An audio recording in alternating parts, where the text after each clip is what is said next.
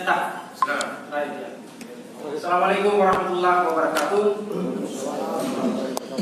Tim aspirasi DPRD Kabupaten Bulukumba yang kami hormati, saudara-saudara sekalian yang juga kami hormati.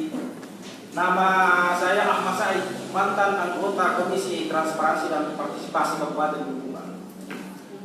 Bapak Ibu sekalian, sepanjang kami berinteraksi di Kabupaten Bulukumba ini sejak tidak lagi menjadi mahasiswa, inilah untuk pertama kalinya kami ikut aksi solidaritas seperti ini di DPRD Kabupaten Bulukumba. Mengapa?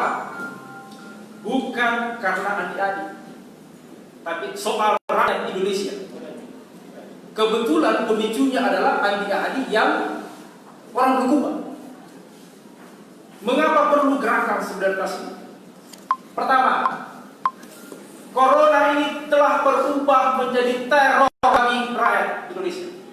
Semua kita terteror. Dan yang anehnya adalah yang teror kita ini aparat. Aparat tidak tampil untuk melindungi, tidak tampil untuk memberikan harapan, tidak tampil memimpin bahwa kita bisa memenangkan ini. Tapi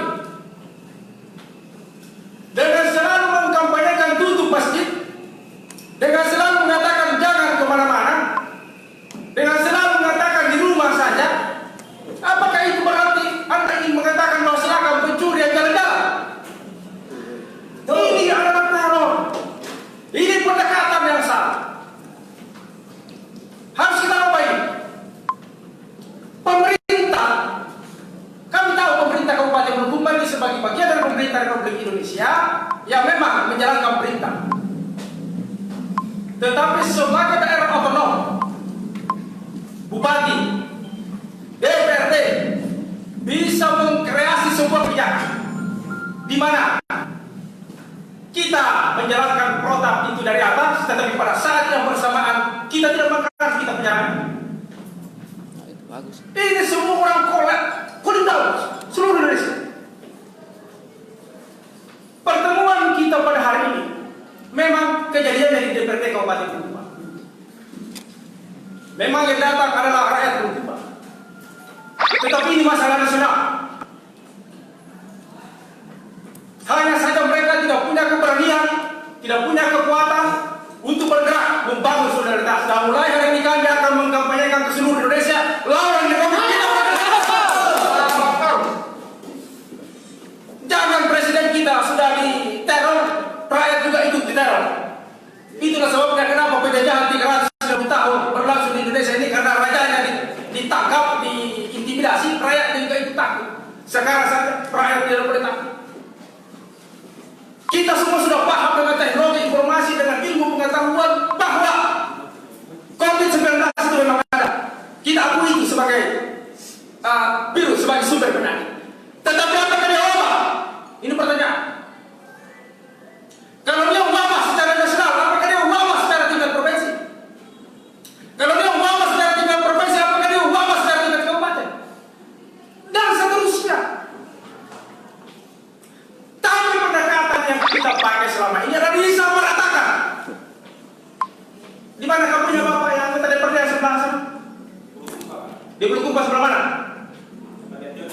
Kampung Jorok-Jorok. Kampung Jorok-Jorok disamakan dengan Las Vegas, ditutup juga bersih dari sana. Kan gila ini. Dan kita semua diam. Kami lihat aparat-aparat juga di tingkat bawah ini menjalankan protap begitu kencang, luar biasa sekali. Mana tutup itu meski mau ada ke masyarakat. Bagus kalau kau dalam semua isu begitu. Jadi kita semua harus berhati-hati menghadapi isu ini. Jadi dia sudah menjadi teror. Kedua, dia menjadi alat pengendali massa. Ini nih. Kalau dulu pemerintah Orde Baru menekan kita dengan tentara, sekarang kita ditekan dengan Corona. Corona menjadi alat penekan ke rakyat. Dan ini harus kita lawan ini. Jangan dibiarkan. Kita sudah 3 bulan terkurung. Walaupun di desa-desa petani tetap bekerja, tetapi pusat pelayanan itu ada di kota. Dan di kota ini sentrumnya pelarangan itu semua. Jadi dua hal itu kenapa kita harus bergerak? Pertama karena sudah berubah menjadi alat teror kepada seluruh rakyat. Yang kedua, isu ini menjadi alat untuk membungkam suara rakyat. Ini berbahaya ke depan bagi Indonesia. Memang kita bicara di ruang ini, tapi ini adalah pembicaraan secara nasional yang kita bicarakan pada hari ini. Oke, saya pikir cukup dulu. Tunggu dulu, belum selesai. Lanjut. Bagaimana teknisnya dari isu itu? Nah itu teknis Ya. teknis.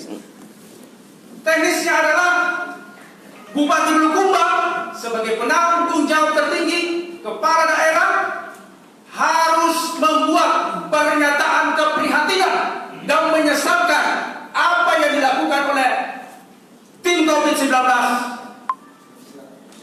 Rumah Sakit Bayangkara. Harus bersuara Bupati. Bupati itu simbol. Apa artinya kita sudah bersuara? Ada, tapi tidak memiliki kekuatan yang besar sebagaimana kalau suara kepala daerah. Itu juga untuk membuktikan bahwa pemerintah hadir dalam kasus ini. Bagaimana teknisnya? Nah, silakan DPRD kunjungi khusus Bupati itu, sampaikan begini Bupati. Ini namanya sikap kepahlawanan. Karena kita akan membela rakyat. Takbir! Jadi bikin statement. Harus statement itu keluar secara resmi bahwa ini pemerintah Kabupaten Bulukumba menyesalkan tindakan dari pihak Rumah Sakit Bayangkara. Baru dengan tuntutan yang lainnya itu tadi. Ini soal teknis. Yang kedua, Bagus teknis. Lihatkan saja. kami memberi warning kepada pemerintah kabupaten, khususnya dinas kesehatan, khususnya gugus COVID-19 dan seluruh para medis dengan kejadian adi-adi ini apa yang terjadi, saudara-saudara sekalian. Masyarakat menjadi tidak percaya kepada yang namanya profesi kesehatan. Dan ini berbahaya. Karena apa yang menimpa adi-adi itu bukan hanya malpraktik, tapi itu menjurus kepada kejahatan kemanusiaan yang dilakukan oleh tenaga dokter dan dilakukan oleh tenaga para medis. Profesi ini dulu sangat kita hargai karena profesionalitasnya, karena kejujuran. Tetapi dengan kejadian, jangan ada ini bahaya ini. Bukan hanya di sini, seluruh Indonesia. Kalau kita sudah tidak percaya dokter, apa yang terjadi? Dan sekarang ini sudah mulai. Begitu waktu masih kejadian di Manado, kita masih mengatakan itu berita medsos apa dan lain sebagainya. Tapi dengan kejadian, keluarga kita sudah membuktikan bahwa semua ini memang fakta. Jadi warning kepada dinas kesehatan, jangan Anda main-main. Hargai profesi Anda, bentukkan profesi. Ya, saya kira cukup dulu. Ketiga, pemerintah Kabupaten Bulukumba sampai aparat kerbau hati-hati dalam penanganan ini. Jangan ada kesan menekan rakyat. Jangan ada kesan. Terjadi awasi juga ini pemerintah. Panggil itu asisten begitu. Hearing di sini. Kalau dapat laporan seperti itu di bawah itu aparat camat itu ugal-ugalan. Panggil asisten, panggil kabar pemerintah, panggil seluruh camat. Hearing di sini di DPR. Anda berfungsi. Ini kita masih punya waktu ini. Kita tidak tahu sampai kapan pemerintah akan menetapkan ini kita bebas COVID atau tidak. Kita belum tahu. Jadi kami kira jelas semua tuntutan tadi. Yang paling pokok adalah kami meminta Bupati Bulukumba membuat pernyataan resmi menyesalkan tindakan COVID penanganan apa yang dilakukan oleh Rumah Sakit Bayangkara dan mengupayakan pemindahan alias pemulangan jenazah istri yang bersangkutan. Soal teknis sudah bukan kami punya urusan, bapak-bapak punya urusan itu sudah gampang itu soal teknis. Keinginan dulu. Gitu. Keinginan dulu dan keinginan itu dibuktikan dengan pernyataan resmi. Begitu namanya berpemerintahan yang benar. Caranya juga dibuat kayak begitu caranya. Caranya menjadikan kota DPR itu begitu caranya. Ini semua kadang-kadang kita tahu punya mobil tapi tidak tahu caranya bagaimana pakai. Nah ini kan misal caranya. Saya kira cukup. Jadi demikian saudara-saudara sekalian, terima kasih kepada tim aspirasi anggota DPRD Kabupaten Bulukumba yang telah menerima teman-teman dari Solidaritas Rakyat Bulukumba Anti Corona, itu namanya ini forum. Nah itu Ini bukan solidaritas kabupaten, tapi Ya. solidaritas nasional. Jadi ini dari berbagai elemen ini. Tolong disampaikan Pak Bupati, jangan kita terlalu berleha-leha menghadapi masalah ini. Pemerintah harus kelihatan bahwa dia hadir. Pemerintah itu baru hadir kalau berfatwa, kalau keputusan. Kalau melakukan tindakan, itu namanya hadir. Kalau cuma di kantor itu namanya pergi merokok-merokok, itu kalau bisa namanya. Saya kira Demikian, cukup dulu. billahi taufiq wal hidayah. Assalamualaikum warahmatullahi wabarakatuh. Selanjutnya saya kira cukup jelas kawan-kawan sekalian. Jadi hal selanjutnya adalah untuk menyingkat waktu kita.